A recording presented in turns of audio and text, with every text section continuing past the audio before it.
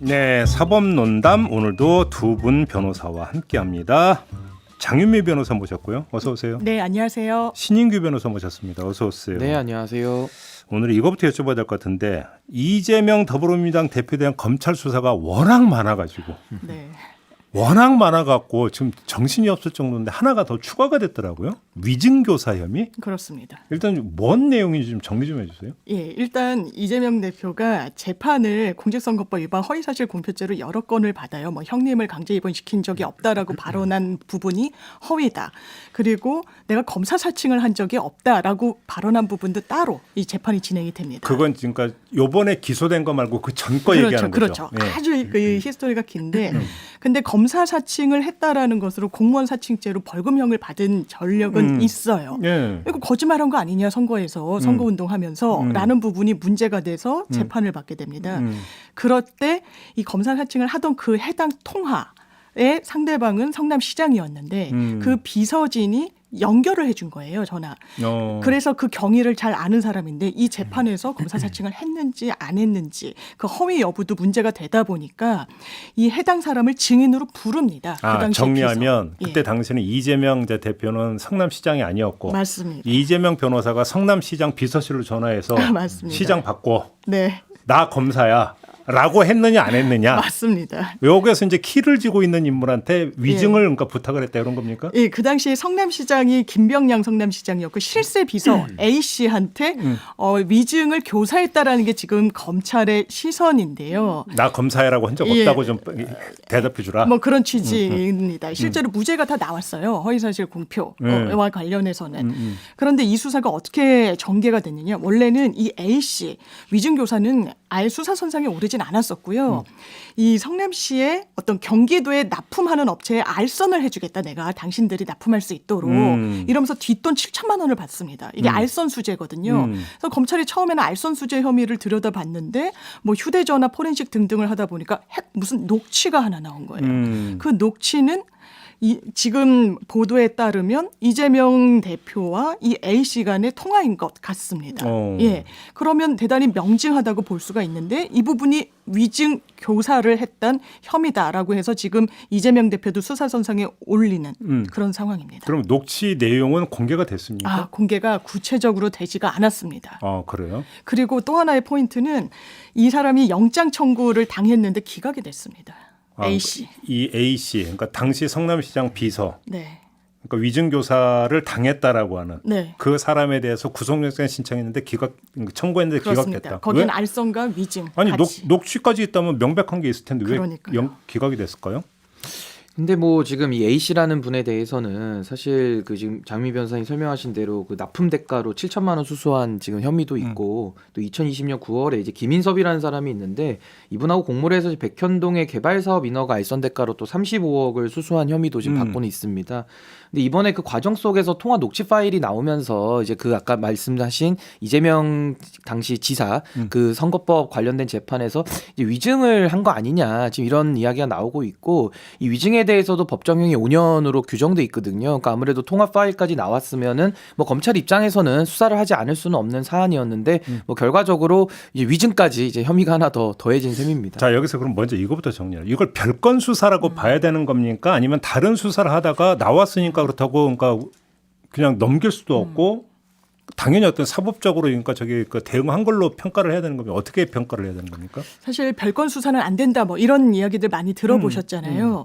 지금 이 수사도 원래는 이 사람 알선 수재 뒷돈을 챙겼네라고 해서 여러 증거를 보다가 한 겁니다. 그런데 완전히 다른 사건의 범죄 혐의를 포착한 거예요. 검찰 입장에서는. 그 수사를 하지 말라는 게 법의 취지는 아닙니다. 별건 수사여도요. 이 부분을 적법한 뭐 별도로 압수수색 영장을 받아서 그 증거를 적법 절차에 따라서 확보를 하고 다른 수사로 개진하는 것은 법적으로 문제는 없습니다. 별건 수사라고 하는 건 딱 타겟을 정해놓고 어떻게든지 너가 사부 처리시킨 게 다 털어보겠다. 네, 탈탈 턴다. 할 때 이제 별건인데 수사를 하다 보니까 우연찮게 뭐가 그렇죠. 범죄 혐의가 나오면 수사하는 거 별건은 아니다. 예, 범죄 단서를 인지한 거기 때문에 수사기관으로서는 그건 또 다른 절차를 거쳐서 수사는 할 수가 있습니다. 그러니까 사실 그 별건 수사냐 아니면 관련 파생 수사냐 이제 이게 좀 구분이 사실 어렵긴 한데 이제 별건 수사는 사실상은 좀 그 금지되고 있죠. 그러니까 어느 정도 한 사람에 대한 타겟팅 수사기 때문에 문제지만은 사실 검찰에서는 고소나 고발을 통해서도 수사를 착수하지만은 인지를 통해서도 수사를 할 수 있는 거거든요. 그래서 이런 부분에 대해서는 뭐 그 자체를 문제 삼기는 어려운데 이 영장 기각에 대한 이유를 보면은 이제 피의자의 방어권을 보장할 필요가 있고 이제 압수수색으로 객관적인 증거는 어느 정도 확보되었을 것으로 보이고 또 실거주지가 파악이 됐기 때문에 구속의 사유나 이제 필요성에 대해서는 좀 소명이 좀 부족했다 이런 이유로서 이제 기각이 되었습니다. 그래서 앞으로도 이 부분에 대해서는 수사의 동력은 조금 떨어지는 거 아니냐 이런 평가가 나오고 있습니다. 알겠습니다. 그러면 아무튼 사실 이제 관심의 대상은 이 사람이기보다는 이재명 대표 그렇죠. 아니겠습니까? 이제 네. 위증교사 혐의가 이제 다시 추가가 되는데 입증이 되겠느냐 안 되겠느냐 네. 이거 아니겠습니까? 그렇습니다. 어떻게 평가하십니까? 일단 보도 내용을 보면 매우 그 해당 녹취에 상세한 내용이 있는 것처럼 이야기를 해요. 그리고 녹취가 핵심이네요. 네, 녹취가 완전 핵심이고요. 대단히 명백한 증거가 있었다면 저는 영장이 기각되지 않았을 거라고 생각하고, 그렇게 보세요? 예. 그리고 그렇습니다. 변호인이 미리 전화를 해서 그렇게 좀 입을 맞췄다는 취지로 보도가 나오는데요. 저희가 질문 구성을 사실대로 했습니다. 네라고 답변하시면 됩니다. 그러니까 알겠어요. 전 네라고만 답변하면 되죠. 뭐 이런 취지로 이렇게 대화가 오갔다는 거예요. 녹취 내용이. 예, 그런데 저희가 형사사건 증인 신문을 할 때요. 적대 증인이 있고 우호 증인이 있습니다. 저희한테 그렇죠. 예, 네. 우호적인 증언을 해줄 수 있는 사람이란 건 미리 판별이 돼요. 그렇죠. 지금 A 씨 같은 경우에는 그 해당 재판에서 이재명 대표 측에서 부른 우호 증인이었다라고 합니다. 그 당시에. 그러면 아주 쟁점이 많거나 주요 사건은 우호 증인과 말을 맞춘다는 의미가 아니라요. 이건 변호사로서도 부담입니다. 말을 맞춘다거나 거짓을 종용할 수는 없어요. 그러나 굉장히 많은 사실관계를 딱 구조화해서 재판부에 보여줄 필요는 있는 겁니다. 그러면 실제로 시뮬레이션 같은 것도 하기도 해요. 질의를 구성하고 이럴 땐 답변하고 그리고 저희가 대단히 증인신문을 준비하는 과정 중에서 많이 하는 표현이요. 네라고만 답변하실 수 있게 저희가 적어놨습니다. 이 말이에요. 예. 왜냐하면 갑자기 아니오라고 이야기하는 질문이 중간에 들어가면 막 기억이 헷갈리거든요. 기본적으로 긍정의 답변으로 할 수 있는 취지로 구성했지만 살은 알아서 붙여주시면 됩니다. 뭐 이런 취지. 이게 위증교사의 어떤 증거가 될 수는 쉽게 없습니다. 네라고 대답만 예. 하시면 됩니다라고 만약에 통화해서 됐는데 이거 만약에 이게 녹취 내용이 이게 전부라면 그걸 위증교사로 그렇습니다. 볼 수 있느냐? 예. 신인기 변호사 어떻게 근데 보세요? 이게 사실 좀 재판의 구조를 설명드리고 싶은데 이 민사 재판의 경우는 다 종이로 하거든요. 거의 서증입니다. 왜냐하면 민사는 미리 약속을 하고 서면을 통해서 하니까 입증이 쉬운데 형사는 이게 다 범죄이기 때문에 사실은 증인들의 그러니까 말을 가지고서 사실은 증거로 삼는 거거든요. 그래서 사실 이런 위증이나 이런 것들을 엄벌하고 있는 겁니다. 법률에 선서를 했고 와서 재판부를 속이면 안 되기 때문에 그런데요. 그래서 이 부분에 대해서도 어느 정도까지 그런 관여가 됐고 이 위증한 사람도 어느 정도까지 교사를 통해서 이제 그 진행이 됐는지를 좀 파악을 해봐야 될 것 같고 일단은 지금 뭐 그 녹취록이라는 것이 나왔다까지만 나왔지 그 안에 어떠한 수위까지 나왔는지 우리가 알 수는 없기 때문에 조금 이 부분은 수사 진척 상황을 좀 지켜는 봐야 될 것 같습니다. 또 쓸데없는 궁금증이 하나 생겨서 잠깐 새끼로 잠깐 빠지겠는데 두 분 설명 말씀 듣다가 갑자기 궁금해진 게 하나 생겼는데 지금 장유미 변호사님 했는데 우호 증인 당신 다음 그 기일 때 와서 좀 증인 좀 증언 좀 해달라 해서 오케이 해서 이제 증인 채택이 됐는데 그러면 증인 신문서는 이제 변호사가 작성을 할 거 아닙니까? 그렇죠. 그러면 그 나올 증인한테 그 미리 보여줘도 되는 겁니까? 예, 보여줍니다. 그러면 이건 입맞추기 아닙니까? 그래서 예? 아주 주요 재판에서는요 검찰이 미리 뭐 접촉했냐 이런 거를 질문에 넣기도 하는데요. 지금 민사재판 말씀 주셨는데 민사재판은요 증인신문 사항을 한 일주일 전쯤에 미리 다 내요. 그래서 상대방도 검토를 하고 들어옵니다. 반대 신문을 하는데 형사재판은 그렇지 않습니다. 당일날 냅니다. 그러면 그 현장에서 확인을 하는데 증인의 성격에 따라서 미리 어떤 조율이 가능한 증인은 심지어 대동해서 가기도 해요. 본인들이 이제 데려갑니다. 소환장을 발송하지 증인 않고. 신문 그러니까 질문 다 보여주고 그래서 아까 제가 시뮬레이션이라고 말씀드렸던 거는요. 실제로 그 상황을 한번 연습하고 들어가는 경우도 있다라는 겁니다. 아 그건 이제 말맞추기네. 이 경우가 그렇다는 건 아니지만요. 예. 오히려 그걸 말맞추기라고 좀. 아 그렇습니까? 그러니까 이제 이게 참 어떻게 보면 변호사도 양심적으로 업무를 수행하고 이게 어느 정도의 수위의 문제인데요. 저희도 뭐 이렇게 형사 사건 할 때 했는데 뭐 증거를 조작하거나 위조할 수는 없습니다. 그리고 증인들도 어느 정도 우리가 관리는 하는데 지금 여기서 나온 사안에서 위증 교사나 위증의 문제는 일단은 그것이 허위 증언인지 아닌지 여부가 먼저는 좀 판단이 돼야 될 것이고 허위성이죠, 사실. 그렇죠. 허위성이고 그것을 변호사들이나 아니면 이재명 그 지사 측에서 어느 정도 이걸 가담해서 교사했는지 이 부분을 좀 들여다는 봐야 될 것 같습니다. 말 그대로 그냥 저희가 이렇게 질문하니까 네라고 대답해 주시면 됩니다라고 하면 그게 중요한 게 아니라 이렇게 질문하겠습니다라고 질문 내용에 허위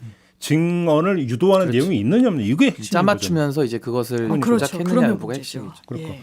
그다음에 구속영장 기각됐다고 했는데 궁금한 게 검찰이 네. 구속영장 청구하면서 그럼 이제 영장 실질 심사단계에서 녹취록 내용을 같이 첨부해서 붙였을까요? 안 붙였어요? 이게 핵심 아닐까요? 그랬을 것 같습니다. 저는 자신 있는 자료였다면 언론에 풀 게 아니라 법정에서 풀었어야 된다고 생각해요. 예. 그런데 당연히 증거로 들어가지 않았을까 싶은데 왜냐하면 이게 아주 명백한 증거잖아요. 사실 위증을 했다는 그 정황이 들어가 있는 통화라고 하니까요. 그런데 그 부분을 법원이 검토했는데도 불구하고 기각했다? 수사 동력 상당히 떨어지고요. 그렇죠. 증거로 편철을 하지 않았다?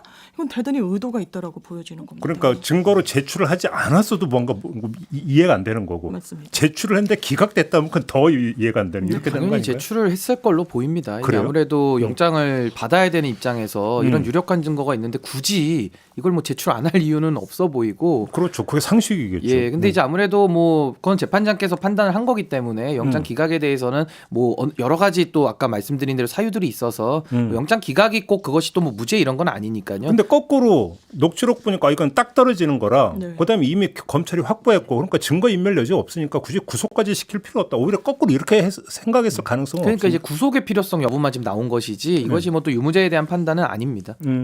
또 이재명 대표 측에서는 이런 얘기도 합니다. 그러면 위증 교사를 우리가 정말 했다면 이 사람이 우리한테 엄청 유리한 증언만 했어야 되는데 그랬냐? 그럼 그렇지 않다라는 거예요. 아니래요? 예, 그렇다면 그런 정황을 물었다는 겁니다. 이재명 대표를 겨냥하려고 그 당시에 KBS PD랑 같이 통화를 한 상황이었거든요. 그 당시에 실제로 옆에 이제 PD가 있고 이제 그 분당의 어떤 그 시행 그 비리와 관련해 가지고 시민단체 활동을 하다가 이제 통화를 했던 건데 네. 이 부분과 관련해서 그 당시에 김명량 시장이 이재명 대표 쪽으로 타겟하기 위해서 KBS PD에 대해서는 뭐 소를 취하한다거나 이런 조치를 하려고 했죠. 그랬더니 뭐 이재명 대표한테 그렇게 유리하지 않게 답변을 해요. 이 사람이. 그러니까 혼재되어 있기 때문에 그 당시에 증인신문 조서를 보면 좀 더 명백해질 겁니다. 알겠습니다. 그러면 결론 삼아서 지금 그러니까 장유미 변호사는 수사의 동력이 이렇게 센 것 같지는 않다. 이런 네. 평가신 거고 네. 신인규 변호사는 어떻게 생각하십니까? 근데 저는 일단 뭐 검찰이 수사에 착수를 했기 때문에 이분에 대해서 뭐 이것이 뭐 무리하다 안 하다는 지금 판단하기 조금 저는 이르다 이렇게 생각을 하고요.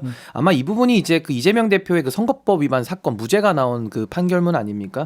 거기에 대한 이제 정당성 여부. 그래서 이것이 만약에 위증이라고 만약에 한다면은 이건 또 그거에 대한 재심이나 여러 가지 후속적인 문제들이 또 따라 나올 수가 있거든요. 위증 유죄 판결이 나오면 재심이 가능합니다. 그러니까 이제 증거가 뭐 유죄가 됐다 그러면은 다시 그 재판에 대해서도 재심을 해야 되거나 아니면 당시에 권순희 대법관의 그런 재판 관여 의혹도 좀 있잖아요. 그러니까 이 부분에 대해서도 좀 연관된 문제 제기가 좀 있을 수 있다 이렇게 봅니다. 알겠습니다. 이 문제 이 정도로 하고 하나 더 궁금한 게 전두환 씨의 손자 전우원 씨 네. 어제 이제 귀국을 했고 공항에서 바로 체포돼서 압송이 됐는데 일단 마약 혐의잖아요. 그렇죠. 체포된 이유는 일단 저 궁금해 이걸 일종의 자수라고 봐야 됩니까? 어떻게 봐야 되는 겁니까? 자수는요. 보통은 과거에 본인이 한 범죄 행위에 대해서 수사기관에 알리는 행위인데요. 이 사람 같은 경우에는 내가 마약했다고 몇 번이나 얘기했잖아요. 그런데 내 말을 안 믿어줘요. 나 A씨, B씨랑도 같이 했는데 왜 제대로 수사 안 합니까? 제가 보여줄게요. 그러면서 사실 맞아요. 생방송으로 마약 투약을 한 그런 케이스잖아요. 그래서 이거는 통상적인 자수의 범위랑은 상당히 좀 결이 다른 부분도 있는 것 자수라고 같습니다. 보기 힘들다. 어떻게 봐야 되는 겁니까? 뭐 자수의 성격도 있죠. 사실은 그러니까 범죄를 과거에 저질렀던 부분에 대해서는 자수로 볼 수 있는 것이고 지금 말씀하신 대로 이것은 자수의 범위에 다 포섭은 되지는 않지만은 본인이 어떤 의도를 가지고 그런 범행 장면 자체를 아예 그냥 보여주면서 이제 본인을 뭐 수사해라 이런 식이었기 때문에 좀 상당히 이례적이고 좀 특수한 관계다 이렇게 봅니다. 일단 자진 출석이라고는 볼 수 있나요? 이 자진 출석이고 스스로 잡아가라 뭐 거의 그 제스처였었으니까요. 왜 제가 이걸 여쭤봤냐면 그 이제 구속될 건가 안 될 건가 이게 궁금해서 한번 여쭤봤던 거거든요. 예. 그 마약 사범 같은 경우에는요, 저희가 사건을 보면 초범인 경우에는 상당히 좀 선처를 해줍니다. 이 사람이 잘못이 덜 했다라기보다는요, 약간 치료의 관점에서 그리고 다시 사회에 복귀해야 되는 관점에서 그래서 이를테면 뭐 연예인들 중에 대마초를 흡입했다라고 해가지고 초범이다 이러면 기소유예됐을 때 왜 이렇게 손방망이야 이러는데 보통은 그런 이제 처분을 많이 내리기는 합니다. 그래서 이 마약 전과가 없다면 뭐 본인은 뭐 미국 병원에서 마약 투약인데 그 내력이 나올 것이다 뭐 이렇게까지 구체적으로 얘기를 하고 있는데 그런 전적이 없고 마약 사범으로 처벌받은 적이 없다면 영장이 발부될 가능성은 좀 낮지 않을까. 아, 그렇게 전망하세요. 예. 신인규 변호사도 그렇게 전망하세요? 예, 저도 마약 사건에 대해서는 이게 전과 여부가 굉장히 중요하고 이게 이제 상습이냐 여부를 많이 판단을 하거든요. 그래서 저도 과거 전력에 비춰서 영장 발부는 결정될 것이다 이렇게 알겠습니다. 봅니다. 그리고 사실은 이제 뭐 마약 수사보다 더 궁금한 건 전두환 비자금 수사잖아요. 그렇죠. 일단 사건 배당을 했다며요, 검찰이. 예, 예. 근데 이게 수사가 제대로 될 수 있는 겁니까? 이게 사실 상당히 좀 어려워 보이는 부분이 있는데요. 지금까지 검찰이 노력을 게을리했던 건 아닙니다. 실제로 전두환 씨 사망 이후에도 은닉했던 차명으로 보유하고 있던 신탁회사에 맡겼던 부동산도 다 이제 강제징수하고 뭐 이랬긴 해요.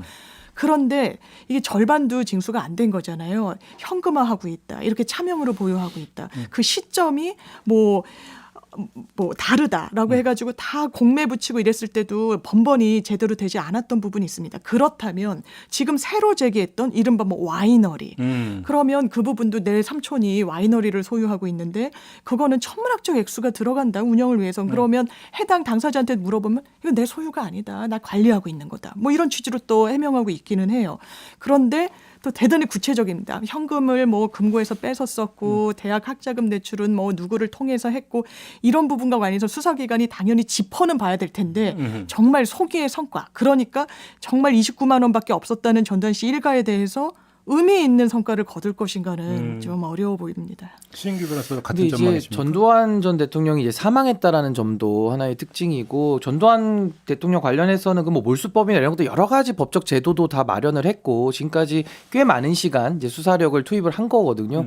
근데 아무래도 이런 비자금에 대해서는 좀 검은 돈의 성격이기 때문에 이것이 드러나기 참 어려운 면도 있고 또 다른 사람에게 뭐 차명으로 이미 다 돌려놓은 상태에서 진행되기 때문에 저도 수사를 하면 좀 어렵고 또 하나는 이제 시효의 문제도 있을 겁니다. 그래서 공소시효 문제도 좀 분석을 해서 처벌에 대한 걸 검토해야 될 것이다. 근데 이제 본인이 자기만 하더라도 몇십억 받았다고 하니까 비자금을 추적하는 하나의 어떤 그 중간 단계로서 이게 그래서 증여가 되든 뭐가 되든 불법성 일단 이거를 먼저 수사를 하면서 캐 들어가는 이런 기법이 있을 수도 있는 거 아닌가요? 그러니까 그 부분에 대해서는 이제 뭐 예를 들면 이 전두환 뭐 몰수법이나 이런 쪽에만 국한되는 건 아니고 관련된 무슨 뭐 그러니까. 국외재산 도피라든지 여러 가지 다른 범죄는 여죄들은 또 수사의 가능성은 남아 있다. 그러니까 바로.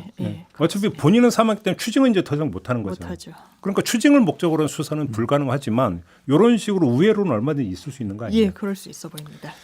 알겠습니다. 그래서 이제 그 수사가 어떻게 될지 좀 궁금해서 여쭤봤던 거고요. 오늘 이렇게 사법논담을 마무리해야 되는데 오늘 특별히 좀 말씀드릴 게 사법논담이 아쉽게도 오늘이 마지막 시간입니다. 두 분이 그동안 고생을 많이 해주셨는데요. 아쉬움을 담아서 두 분하고는 좀 작별 인사를 나눠야 될 것 같은데 그래도 우리 두 분 짧게라도 우리 네. 애청자 여러분들에게 좀 작별 말씀을 한 말씀 해주신다면. 예, 그동안 너무 감사했고 제가 촌철님들 달아주시는 의견 상당히 제가 많이 보면서 새기기도 했고 깨닫는 것도 있고 뭐 바로 잡아주시는 것도 있어서 앞으로도 다른 기회에 또 인사드릴 수 있도록 하겠습니다. 고맙습니다. 신인규 변호사도. 예, 저도 항상 이렇게 균형 있게 하려고 노력을 했는데 좀 노력이 많이 부족한 거 아니었나 싶고요. 또 저는 정치권이 이런 정치의 사법화도 문제고 또 사법의 정치화도 굉장히 문제라고 보거든요. 그래서 이런 사법 과잉 시대에 그래서 사법 논담이 상당히 좀 드라이하게 이런 노력을 많이 하지 않았나 싶고 저도 앞으로 계속 응원을 하도록 하겠습니다. 알겠습니다. 두 분 수고하셨고요. 고맙다는 말씀 전해드리고 그다음에 다음 주부터는 전혀 새로운 코너로 여러분과 함께한다. 개봉박두다. 이런 말씀 드리면서 두 분과는 인사 나누겠습니다. 고맙습니다. 감사합니다. 네, 감사합니다.